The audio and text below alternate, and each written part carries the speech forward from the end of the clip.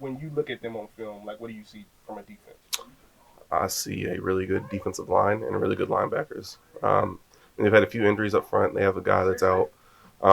But this is still the defensive unit that is seventh in the NFL in sacks and first in the NFL in sacks on third down. So they can get after the passer. They are a um, stop the run on the way to sacking the quarterback type defense. They're getting off the ball, and I think they're talented.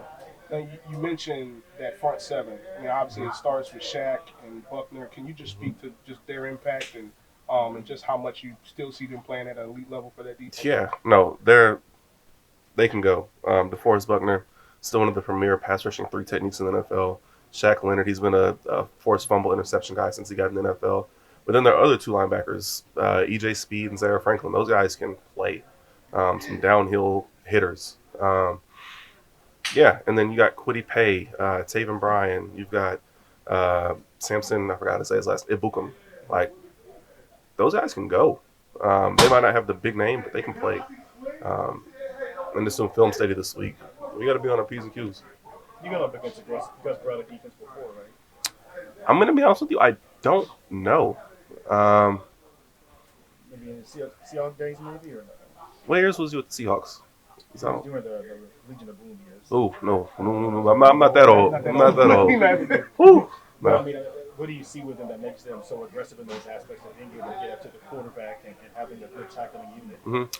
I think that they are elite at running their pick games, whether that's linebackers or their interior games, their TEs.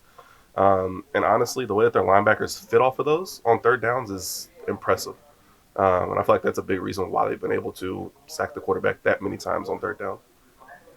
Do you think the tempo has been up to speed with you guys? I know you guys started getting stuff going in a hurry up last week, Mm-hmm. but would tempo be like a supplement to that if you guys can't do that, or do you think tempo is good for this offense? Usually, I know that's a big selling point. No, I do think it's a good thing for this offense. I mean, last week we didn't score a touchdown until we started going up tempo, and that was in the middle of the third quarter, and we were able to go down.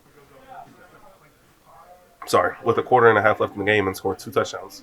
So I think that's something that could be supplemental. I think that's something that we could utilize as an advantage. Getting up on the ball, letting DC call the plays, and just rolling. How important is it for this offense to show some continuity, especially with some of what you developed late in that game against the Jags? I think it's really important. I think it's really important just for our confidence and just the ability to go execute. Like, we did that well at the end of the game, but that's something that we really need to start a lot faster with.